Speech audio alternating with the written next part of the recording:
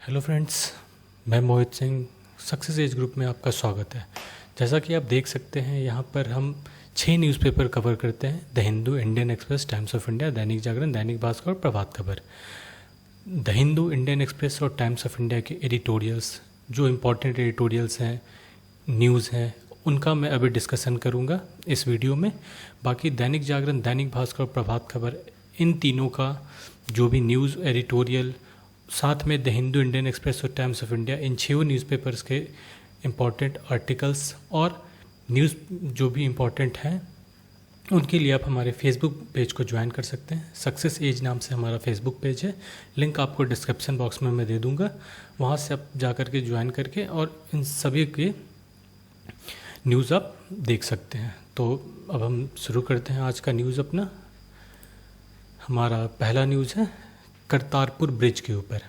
देखिए, यहाँ इशू ये है कि चाइना ने करतारपुर कॉरिडोर खोलने को इंडिया को कहा है, और इंडिया का सस्पिशन क्या है कि पाकिस्तान फिर से वो खालिस्तान वाला जो इशू है वो फिर से उठा सकता है। लास्ट टाइम क्या हमने देखा था कि वो जो पूरा रोड था, वो पूरा कॉरिडोर जो पाकिस्तान में पड़ता, वहाँ जगह जगह उसने बैनर लगाए हुए थे, जगह जगह होर्डिंग्स लगाए हुए थे। खालिस्तान इशू को कहीं ना कहीं वो इंस्टिगेट कर रहा था। तो इंडिया को डर है कि फिर से वो वही रेटोरिक मतलब रिपीट कर दे। यही इंडिया का इशू है। लेकिन हाँ, इस आर्टिकल में पर्टिकुलरली ये बताया गया है कि ये क्यों ज़रूरी है। यहाँ पे बेसिकली इस बात पे जोर दिया गया है, अगर हम करतारपुर कॉरिडोर को नहीं खोलते हैं तो ये कहीं ना कहीं पाकिस्तान को एक मौका मिल जाएगा कि ये बोलने का कि उसने दोस्ती का हाथ इंडिया की तरफ बढ़ाया, मगर इंडिया ने वो एक्सेप्ट नहीं किया। इसके अलावा और भी रीजन्स है, जैसे हम इतने भी अभी, जैसे कि आप समझ सकते हैं, अभी पूरा कोरोना से लड़ाई हमारी चल ही रही है, और हमारी इकॉनमी इतनी भी ज़्यादा अभी स्टेबल नहीं हुई है कि हम 2 फ्रंट पे वॉर कर सके। वैसे तो पाकिस्तान के साथ वैसे भी हमारा रिलेशन कुछ खास नहीं है, बट एक ये पॉइंट मिल जाएगा उनको, फिर वो मैटर को और एस्केलेट कर देंगे। दूसरा है, यहाँ पर है कि it will showcase India's intention and determination to keep its relation with the 2 countries separate despite their apparent efforts to make common cause over Ladakh and Kashmir. यहाँ पर फिर वो चाइना और पाकिस्तान दोनों का मुद्दा ये होगा कि हम दोनों बात के लिए आ रहे थे, बात करने को लेकर के इंडिया के पास आ रहे थे। चाइना लद्दाख के मुद्दे पर और पाकिस्तान कश्मीर के मुद्दे पर, मगर इंडिया ही एडमेंट रहा और वो बात करने को तैयार नहीं हो रहा है। तो इस वजह से इम्पॉर्टेंट हो जाता है इंडिया के लिए करतारपुर कॉरिडोर को खोलना। बाकी क्या टेक्निकल ग्लिचेस है वो तो हैं ही, जैसा इस आर्टिकल में बताया है वो मैं आपको बता रहा हूँ। अब हमारा अगला न्यूज़ है wettest June in 12 years with 18% above normal rainfall. हाँ, जैसा कि न्यूज़ में आप देख रहे हैं, पिछले 12 साल में ये सबसे ज़्यादा बारिश वाला महीना रहा है। ये जून मंथ के बारे में बात किया जा रहा है। लगभग 18% ज़्यादा रेनफॉल हुआ है इस बार, और कहीं ना कहीं इसकी वजह से खरीफ क्रॉप्स जो बोए गए हैं वो भी 68% higher than normal for the week. जो एक इस वीक में जितने रोपे जाने थे उससे कहीं ना कहीं 68% ज़्यादा है। और राइस कल्टीवेशन का भी जितने एरिया में वो बोआ जाना था उससे 5.7 लाख हेक्टेयर ज़्यादा बोआ गया है।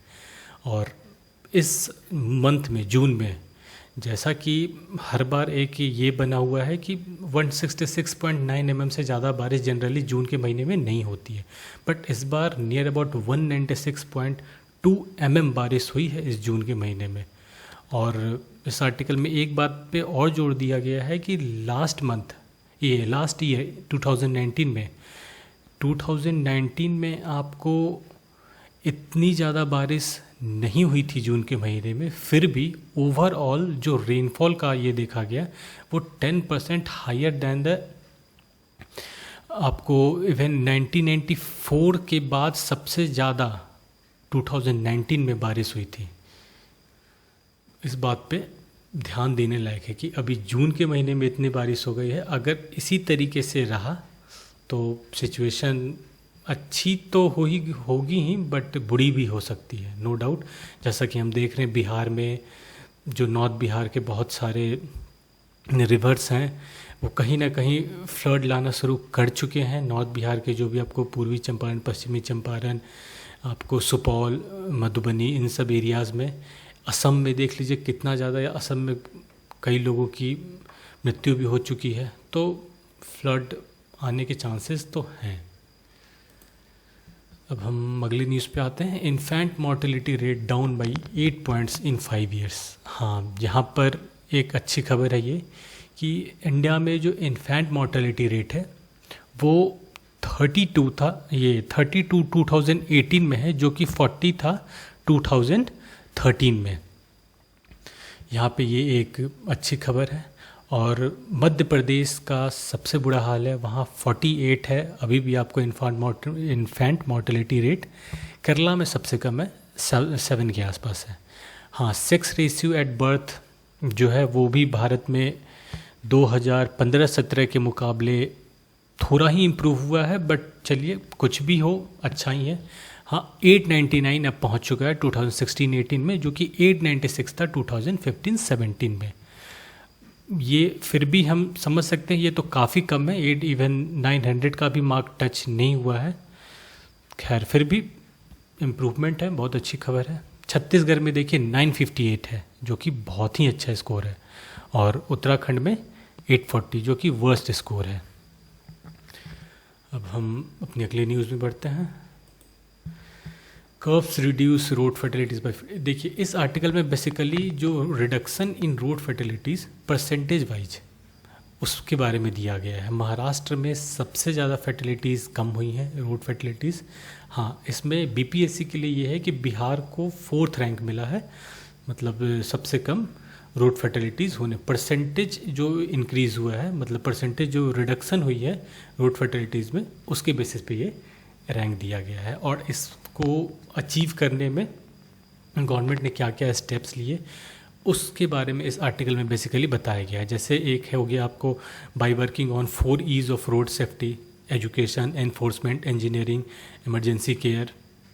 फिर रोड सेफ्टी ऐप को लाने को लेकर के बात चल रही है आपको, जो कि रियल टाइम डाटा आपको बताएगी रोड एक्सीडेंट्स और फैटलिटीज़, मतलब उस पर्टिकुलर एरिया में, उस पर्टिकुलर रोड में कितने रोड एक्सीडेंट्स हुए हैं, या तो फिर कुछ वैसा पॉइंट हो जहाँ पर रोड एक्सीडेंट्स वगैरह अक्सर होते हैं, तो वैसे पॉइंट्स को चिन्हित करके और फिर उस पर वर्क किया जाए कि किस तरीके से उस एरिया को अवॉइड किया जाए, और वो जो रीज़न है वहाँ पे कैसे रोड एक्सीडेंट्स कम किए जा सकते हैं। अब अगला हमारा आर्टिकल है not just Galwan, we need to win these 5 battles too. हाँ, बिल्कुल सही है। यहाँ पे देखिए गालवा का तो बैटल वो तो ठीक है, वो चल रहा है, अपनी जगह पे है, बट इंडिया को इन 5 बैटल्स में भी कहीं ना कहीं चाइना से आगे बढ़ना होगा, जो कि अभी समझ सकता हूँ मैं काफ़ी मुश्किल है, बट इंडिया का शुरू से ये हाल नहीं रहा है। कुछ केसेस में हम देखेंगे आपको या आफ्टर इंडिपेंडेंस, और कुछ केसेस में ड्यूरिंग 1980s हम चाइना से या तो बेहतर थे या तो एट पार थे, बहुत ज़्यादा कम किसी में नहीं थे। चाहे हम पैसे के मामले में हो, better rail and air network के बारे में मामले में हो, मतलब पैसेंजर्स जो अप्लाई करते थे हमारे रेल और एयर नेटवर्क्स, वो चाइना से कई ज़्यादा थे। एजुकेशन, अर्बनाइजेशन, ये सब कुछ चाइना से बेहतर था। हमारे इंडस्ट्रियल पावर, इंडस्ट्री भी हमारे यहाँ ज़्यादा लगी हुई थी। Even healthy babies, longer life span, हाँ इस मामले में हम शुरू से पीछे रहे हैं। बाकी चारों मामला में हम चाइना से कहीं ना कहीं एट पार या उससे आगे या स्लाइटली पीछे रहे हैं, बट हाँ healthy babies, longer life span, इसमें कहीं ना कहीं हम शुरू से ही पीछे रहे हैं। और बट धीरे धीरे हम इम्प्रूव हो रहे हैं, बट चाइना बहुत ही ज़्यादा इम्प्रूव हो चुका है अब उस मामले में। अब अगली न्यूज़ पे हम आते हैं। IIT Madras launches open for all online BSc degree course. हाँ, यहाँ पर आईआईटी मद्रास ने एक ऑनलाइन बीएससी कोर्स स्टार्ट किया है, डिग्री कोर्स है ये बेसिकली है आपको programming and data science subject, जिस पे मतलब ये करवाएंगे ये बेसिक, ये प्रोग्रामिंग एंड डाटा साइंसेस के ऊपर।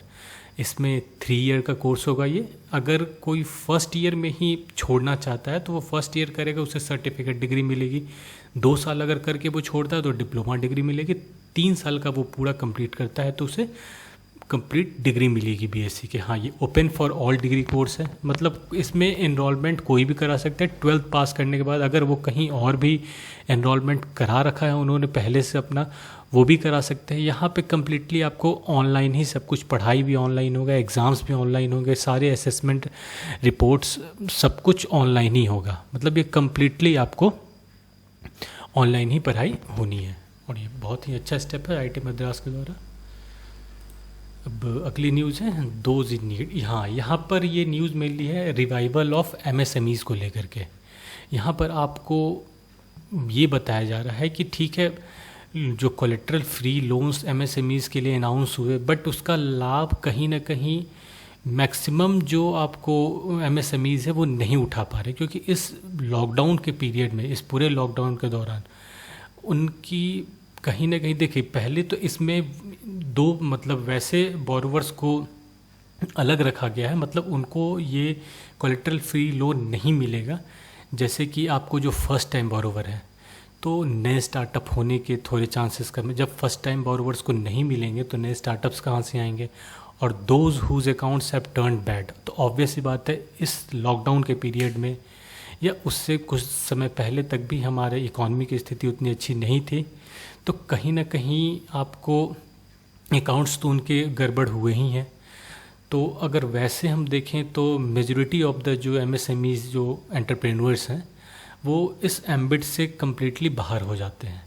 तो लोन जहां पहुंचना चाहिए वहां तक पहुंच नहीं पा रहा है यहाँ पे। और बोरोवर्स की चिंता यहाँ पर क्या है कि डिमांड ऑलरेडी पहले से ही घटा हुआ है और अभी आने वाले फ्यूचर में कुछ खास बढ़ने के चांसेस भी नहीं है। इंटरेस्ट रेट में चेंजेस आए हैं, सप्लाई साइड इश्यूज भी हैं, क्योंकि अभी आपको कहीं ना कहीं भी जो भी लेबर फोर्स थे, जो भी migrant labours, mainly migrant labours थे ही कंप्राइज्ड हैं वो सारे जो लेबर फोर्स हैं, तो वो लोग मैक्सिमम लोग अपने अपने घर आ गए हैं वापस। उसकी वजह से क्या हुआ, इंडस्ट्रीज़, बहुत सारे इंडस्ट्रीज़ अभी बंद हैं, तो इससे कहीं ना कहीं सप्लाई साइड भी अफेक्ट होगा ही होगा। तो ये सब एमएसएमईज़ की चिंता है। अब हम अगले न्यूज़ पे आते हैं, रीडिंग चाइनाज राइट। ये बहुत अच्छा आर्टिकल है दोस्तों, मैं सजेस्ट करूँगा इस आर्टिकल को आप ज़रूर से ज़रूर पढ़िएगा। ये बहुत ही अच्छी आर्टिकल, अगर आपको लग रहा हो कि यहाँ विजुअल आपका क्लियर नहीं आ रहा है तो आप हमारे फेसबुक पेज पे जा कर के इस आर्टिकल को एक बार डाउनलोड कर लीजिएगा हमारे पेज से और इसको पढ़िएगा। बहुत अच्छा आर्टिकल। इसमें जैसे देखिए पिछले कुछ टाइम से हम देख रहे हैं सारे न्यूज़पेपर बस इसी न्यूज़ से भरे रहते हैं कि इंडिया चाइना डिस्प्यूट कहाँ तक आगे बढ़ रहा है, क्या कैसे रहा है, हिस्ट्री क्या है इंडिया चाइना के डिस्प्यूट का। लेकिन इस आर्टिकल में एक अलग एंगल बताया है। इसमें चाइना का जो गेम मिडिल ईस्ट में उसने खेला था उसके बारे में बताया है। यहाँ पे पहली बात तो ये बोला है कि इसने चाइना का मोटिव जो इस पूरे इशू के पीछे वो कहीं ना कहीं अक्साई चीन को हड़पने की है, क्योंकि ऐसा इसने पहले भी बहुत बार किया है। 1990s के आसपास जब यूएसएसआर का डिसइंटीग्रेशन हो रहा था तब इसने कजाकिस्तान, किर्गिस्तान, तजाकिस्तान तीनों से, न केवल एक कंट्री से बल्कि तीनों से कुछ कुछ लैंड्स अपने में मिला लिए और तीनों को मतलब कुछ वैसा बेनिफिट्स भी नहीं मिले। बट हाँ, यहाँ पे एक चीज़ है, ये तीनों समझ रहे थे कि इस पूरे डिस्प्यूट में उनकी जीत हुई है, बट कहीं ना कहीं चाइना ने तीनों का लैंड एक्वायर किया और इवन कजाकिस्तान का तो अच्छा खासा लैंड एक्वायर किया और तजाकिस्तान का थोड़ा कम है, बट कजाकिस्तान का काफ़ी लैंड एक्वायर किया था इन्होंने। और हाँ, इस आर्टिकल में फिर तवांग का इम्पोर्टेंस बताया गया है कि तवांग को लेकर के दोनों, चाइना और इंडिया दोनों एडमेंट है, ना इंडिया देना चाहता है ना चाइना उसे छोड़ना चाहता है। तो तवांग रीजन के बारे में इसमें बताया है। फिर यहाँ पे ये भी बताया है कि जो चाइना आपको कहीं ना कहीं इस बात से भी चिंतित है कि जो इंडिया, जापान और यूएसए तीनों का जो एक आपको, और ऑस्ट्रेलिया, चारों का आपको जो क्वाड बन रहा है उसमें कहीं ना कहीं चाइना के लिए चिंता का बात होता ही होता है, क्योंकि अभी जैसा हम देख रहे हैं साउथ चाइना सी में इंडिया और जापान ने मैरीटाइम एक्सरसाइज किए, यूएसए का कुछ जो वॉरशिप्स हैं, आपको जो एयरक्राफ्ट कैरियर्स हैं, वो ऑलरेडी डॉक्ड हैं साउथ चाइना सी में। तो चाइना का यहाँ पे इशू इन तीनों कंट्रीज़ को लेकर के कहीं ना कहीं उसके फ्रंट पे सही ही है। तो उसने एक तरीके से हम क्या कहें प्रॉक्सीज़ अपने बनाए हुए हैं। ईरान को वो यूज़ करेंगे यूएसए के ख़िलाफ़, नॉर्थ कोरिया को यूज़ करते हैं वो जापान के ख़िलाफ़, और कहीं ना कहीं पाकिस्तान को वो इशू ये यूज़ करते हैं इंडिया के ख़िलाफ़। तो उनके वो जो हैं ऑप्शंस वो हमेशा तैयार रहते हैं इन तीनों कंट्रीज़ में। और ये बहुत डीप में बताई हुई बात है कि देखिए ईरान में भी अभी कुछ दिनों पहले जब ये यूएसए के जो भी प्रेशर्स की वजह से वहाँ से ऑयल इंपोर्ट सारी कंट्रीज़ ने बंद कर दिया था, इवन इंडिया ने भी कर दिया था, उस टाइम चाइना ने एक बहुत ही ह्यूज इन्वेस्टमेंट किया था आपको ईरान में। और जहाँ तक नॉर्थ कोरिया की बात है तो नॉर्थ कोरिया का तो खैर हम समझ ही सकते हैं, आज वो इतना ज़्यादा जो ये आपको मिलिट्रीली इक्विप्ड है, तो कहीं ना कहीं चाइना का उसमें रोल तो है ही। और पाकिस्तान के बारे में तो हम सब जान रहे हैं कि इवन ये पाकिस्तान का जो रोज़ का खाना है कहीं ना कहीं वो भी चाइना से ही आता है।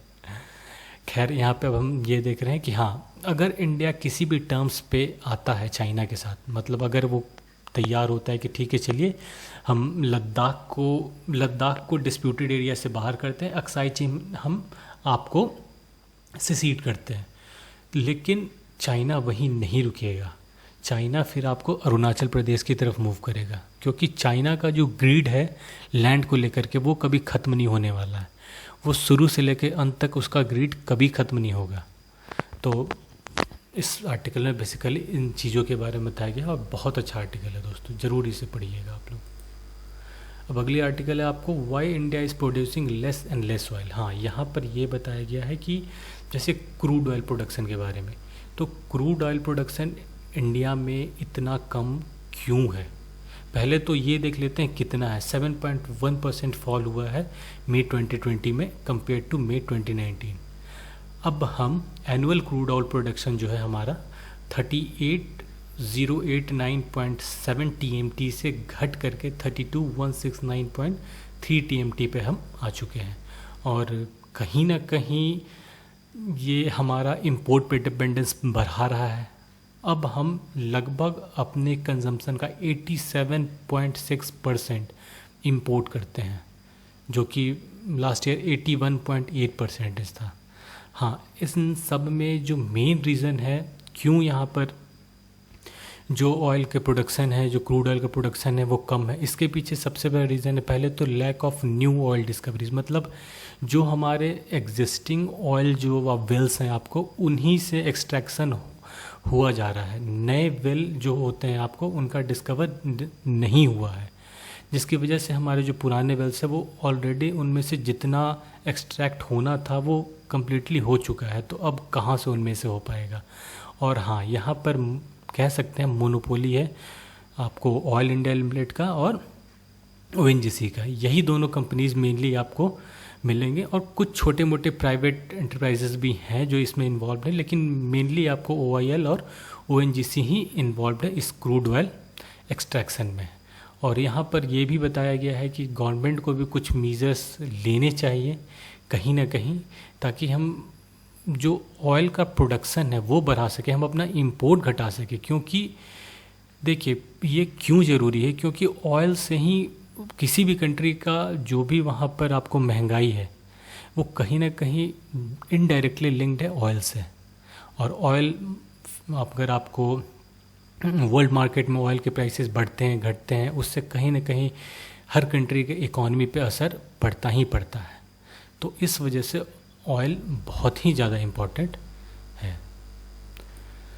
अब अगली आर्टिकल हमारी reviving SAARC to deal with China. हाँ, यहाँ पर बेसिकली इस बात को बताया गया है कि सार्क का इम्पोर्टेंस क्या है। हम सार्क को बीमस्टेक से रिप्लेस नहीं कर सकते हैं। देखिए बीमस्टेक का अपना दायरा है। बीमस्टेक का क्या है कि वो बे ऑफ बंगाल रीजन के ही आसपास के जो भी ये कंट्रीज़ हैं, सिर्फ उन्हीं के आसपास उनका वो पूरा रीजनल टाइज है, और वो सारे साउथ एशियन नेशंस को वो इंक्लूड नहीं करता है। सबसे बड़ी बात ये है। और आपस में उनका डिस्टिंक्ट आइडेंटिटी और हिस्ट्री भी है। जो भी बे ऑफ बंगाल नेशंस जो है उनका अलग अलग हिस्ट्री है, अलग अलग डिस्टिंक्ट आइडेंटिटी है, ये इस आर्टिकल में बताया गया। और इसमें ये भी बताया गया है कि सार्क का इम्पोर्टेंस क्यों यहाँ बढ़ जाता है, क्योंकि सार्क जो है वो साउथ एशिया के लगभग सारे कंट्रीज़ को कहीं ना कहीं ये कंप्राइज करता है। और इसमें आपको इंडिया के लिए बहुत ज़्यादा इम्पोर्टेंट हो जाता है कि सार्क को अपने साथ लाना, क्योंकि सार्क नेशन में ही पोटेंशियल है चाइना को कुछ हद तक काउंटर कर पाने का।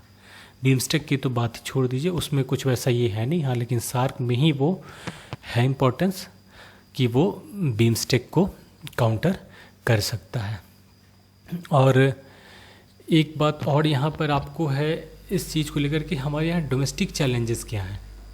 डोमेस्टिक चैलेंजेस बेसिकली यहाँ पर हैं, एक तो बता रहा है आपको to reap political dividends at home, मतलब यहाँ पर जो आपको एंटी रेटोरिक पाकिस्तान को लेकर के एक जो ये है कि नहीं पाकिस्तान, अगर जहाँ पाकिस्तान होगा हम नहीं होंगे वहाँ, इन चीज़ों से कहीं ना कहीं हमारा टाइज जो है सार्क नेशंस से कहीं ना कहीं डेटर होता है। और दूसरा जो एक इस्लामोफोबिया को लेकर के पूरा इशू चल रहा है, उसे कहीं ना कहीं हमें सॉल्व करना होगा, क्योंकि उससे इम्पैक्ट जो है दूसरी नेशंस पे इंडिया का बहुत ही बुरा जाता है। और दूसरा है to clear its view towards Atmanirbhar Bharat. हाँ, जैसा कि अभी आत्मनिर्भर भारत हमारे प्रधानमंत्री जी ने बोला था कि हम आत्मनिर्भर भारत की ओर चलेंगे, तो इससे कहीं ना कहीं बाकी नेशंस में एक ये डर फैला हुआ है, या तो फिर एक ये परसेप्शन डेवलप हो रहा है कि इंडिया प्रोटेक्शनिज्म की तरफ बढ़ रहा है कहीं ना कहीं। आत्मनिर्भर भारत कहने का मतलब है कि हम इंपोर्ट अपने कम करें, सारा कुछ प्रोडक्शन खुद में ही करें, तो फिर ये ग्लोबल मार्केट का, ग्लोबलाइजेशन को ये बहुत बड़ा धक्का लगता है।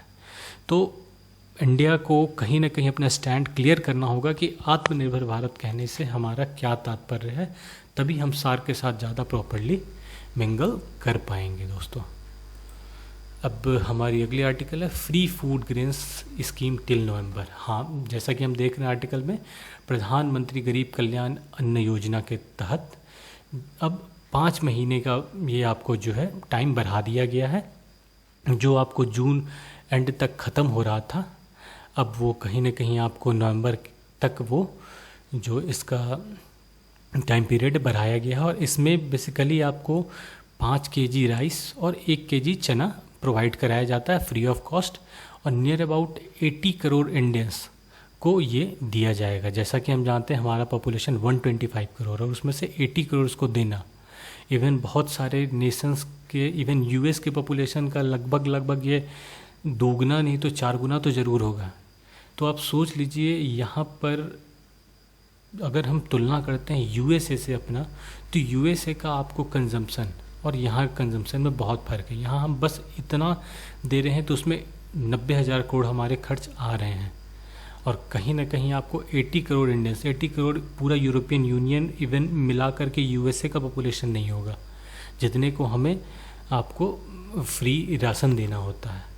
तो इतना आसान नहीं है कि हम सारी चीज़ों में यूएसए और जो यूरोपियन यूनियन के कंट्रीज़ हैं उससे अपनी तुलना करें। हमारा एक अलग डेमोक्रेटिक सेटअप है, उनका अलग डेमोक्रेटिक सेटअप है। हमारे यहाँ माउथ बहुत है फीड करने के लिए, बट हाँ कहीं ना कहीं ये हमारा एसेट भी है, क्योंकि कोई भी कंट्री अगर इंडिया की तरफ आकर्षित होता है तो कहीं ना कहीं वो इंडिया के मार्केट को लेकर के होता है, और इंडिया का मार्केट किन से बना हुआ है, तो हमारे लोगों से ही बना हुआ है।